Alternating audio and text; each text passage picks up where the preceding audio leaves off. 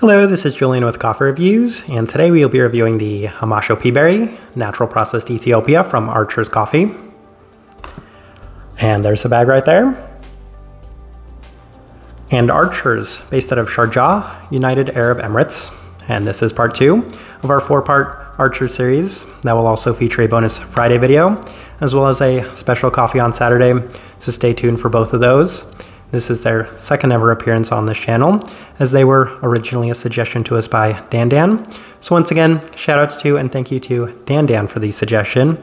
And when we were preparing this series, I knew we'd have to do at least one non-wash processed coffee. And this one had just been released and it caught my interest for a number of reasons. And the main reason was that it is an Ethiopian Peaberry coffee. And that's not something you see very often, and these are actually the smallest coffee beans I've ever seen in my entire life. Couple that with the fact that it came from their competition series of coffees, and I was definitely intrigued by this one, and I'm looking forward to discussing it, as this right here is day 34.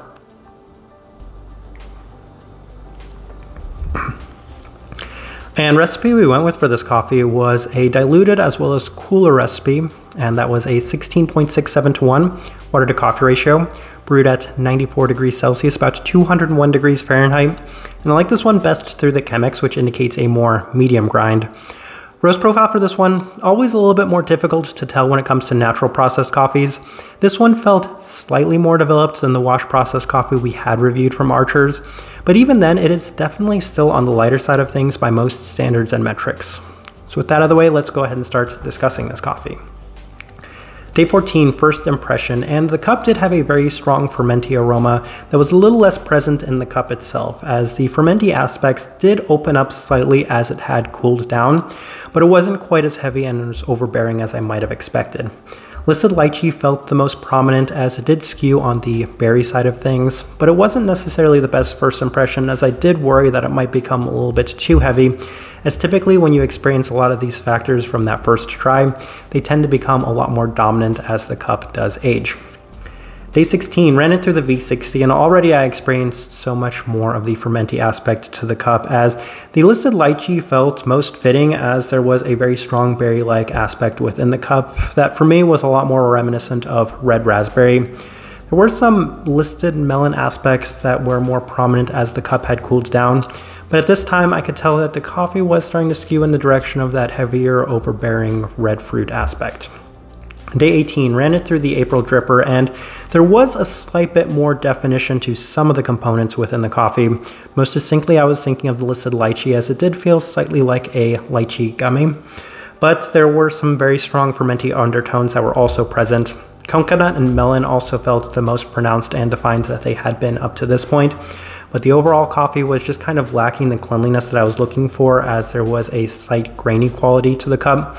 So this one was an okay day, kind of a mixed bag on that one in certain aspects, but not necessarily my favorite.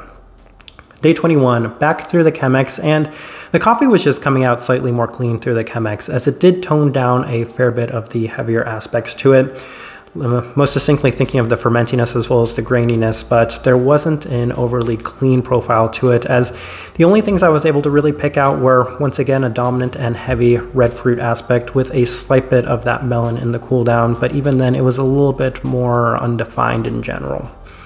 Day 24, back through the V60, and it was at this point I settled on the Chemex as being my preferred brew method, as there was significantly less clarity through this brew method, with a lot more of the listed berry fermentiness at the forefront.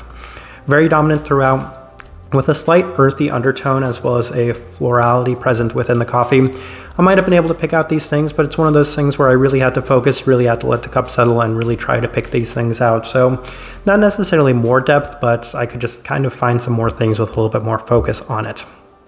And day 26, the cup has continued to trend in the heavier direction, and that's kind of the prediction I had from it from those earlier tries, as even a reduction in temperature and a dilution of the ratio didn't really seem to give it enough clarity to make it a coffee that I was enjoying. Chemex was still kind of toning that down in general, but the coffee continued to go in that direction of the fermenty red berry aspects. Slight bit more depth in the finish, but it's a coffee that when it gets to this point, and I'm trying to do everything I can to tone these things down, and I feel like it's a lost cause. That's kind of the issue I was having here on this day.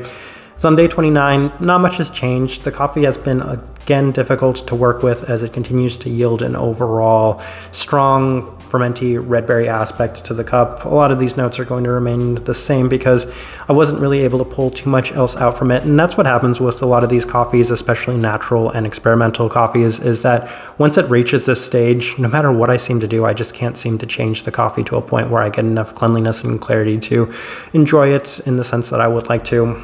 Day 31, final note I have, not much has changed. There is still a lot of work to do in terms of pulling out more clarity and cleanliness from the cup, as the fermenty berry components still remain the most dominant and distinct aspect within this coffee. All right, let's go ahead and put up the tasting wheel so you can see what we're getting. And 4 level 4s, so let's go through those real quick, and we will start with the finish at a level 4. And I think a lot of this tasting wheel is representative of what I was able to do with this coffee, given that my objective was to tone it down as much as possible.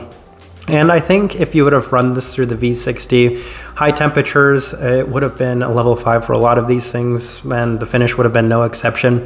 This is on the higher side of the level 4. With a lot of work, I was able to kind of keep it there to the not overly overbearing sense, but even then, I still think that this is an overbearing level 4 in terms of the finish. Same thing with the sweetness, and it's that type of sweetness I don't necessarily enjoy when it's that really strong kind of artificial red fruit sweetness to the cup. So that right there, even with some toning down of this coffee, still reaches that high side of the level 4. Not necessarily my favorite. And then the acidity is also there at that level 4 mark, which typically I don't mind if it kind of contrasts the sweetness, but when it comes in the case of being a type of acidity that I also don't enjoy, then that's when we're kind of having some issues with my overall enjoyment of this coffee. Very much that kind of winey-like aspect to the cup, so wasn't really enjoying that part either. Berry fruit, level 4. And for me, this coffee just felt a lot more of the red raspberry sort of profile to it. And lychee is kind of interesting because they do naturally have this kind of fermenty taste to them in general. So I think it's one of those things where I might start adding that to notes I'm trying to avoid when I'm picking out natural or experimental processed coffees. Because I already do avoid any coffee that says red raspberry or cherry, because I just kind of assume that means the coffee is going to be heavily fermenty and it's going to be overly dominant in that sense. This one was also there, so that's one of the reasons I might try to avoid lychee as well in the future. A bunch of level 3s, florality, level 3. I did mention that there was a slight earthy tone, and I'm going to lump this together in with a savoriness, and typically that reminds me of hibiscus. And even then, I would say that given that this coffee was so red fruit forward or red dominant in general, that's typically something I pick out when the coffee just really skews red in general. So those things right there, they were one of the more pronounced aspects to this coffee, but there wasn't too much I was able to pick out outside from that really strong red fruit component. Citrus fruit, level 3. Yeah, and once again, I would just say it's a little bit of an undefined citric aspect because I didn't talk about it too much throughout the notes, and that's because I really couldn't kind of pinpoint any specific citrus that was present within it. It just had a kind of citric quality to it. Body, level 3. And that's kind of interesting because that is while it was brewed with the Chemex, so you would kind of assume that it might be on the lower side of the body, but even then it had a fair bit of texture to it. So I would say that that's one thing that may not have been expecting going into this one, but level 3 seems right for it. And then the final thing we must discuss is the cleanliness at a level 2, and I've kind of highlighted some of the reasons why it reached that most succinctly. I was getting a grainy quality, but I was able to kind of tone that grainy quality down a fair bit. But then the other thing was the fermentiness, and no matter what I did, I was only able to push this up to a level 2. It's oftentimes hard to work with some of these coffees where they just really want to go in one direction, and no matter what you're trying to do, I mean, every time I get in this situation, it's always a fight to figure out how I can get more clarity from it, but I just don't think I can with certain cases. So this one right here, level 2, I will say that's a good thing in a sense that it's not a level 1. I've had coffees, natural processed coffees, anaerobic coffees that have reached that level 1 mark that lack any sort of clarity. But this one you can pick out some things, including that melon that I was able to pick out from time to time. So that's not too bad, but I think that this is a pretty accurate representation of what I was getting from this coffee. All right, so my overall thoughts and impressions of this coffee. I mean, it's not surprising this one wasn't necessarily my favorite, and the main reason is going to be because I am always looking for a minimum level 4 in terms of clarity from coffees. And I think it's a little disappointing given that up to this point I've had really positive results with natural processed Ethiopian coffees this year. They have been a lot more on the clean side of natural coffees from what my experience has been over the last couple of years. So I really went into this one with some pretty high hopes, and that could have been one of those things that happens where it's a victim of the circumstances, it's a victim of the expectations. Going into this one hoping that it would turn out a lot better than it did might have hindered the overall result, but I just think at the end of the day this one wasn't my thing. Typically when it's very strong in terms of those red fruit directions, it's not going to be my thing. I've just kind of been burnt out on those coffees for a very long time, and it's something that I'm not necessarily seeking. I was looking to get a lot more of the other things that they have listed on here. I believe they have green tea, I believe they have coconut, and if I could have pulled out a lot more of those things, I probably would have enjoyed this coffee a lot more.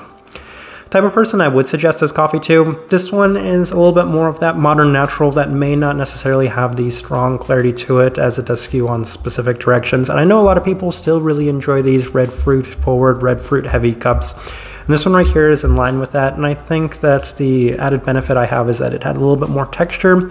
And in addition to that, it did have some nice brightness to it overall. But that's just kind of the best direction I can point somebody towards for this coffee, and kind of the best way I can leave this review. As mentioned, we do have 2 more Archer's reviews coming up, and my favorite coffee from this entire series is still coming up from that, so stay tuned for that. If you guys have tried this coffee, I'd love to know your thoughts and impressions of it as well. If you're enjoying the content, give this video a like, subscribe if you're not already subscribed. But this right here has been a review of the Hamasho Peaberry Natural Processed Ethiopia from Archer's Coffee. Thank you for watching.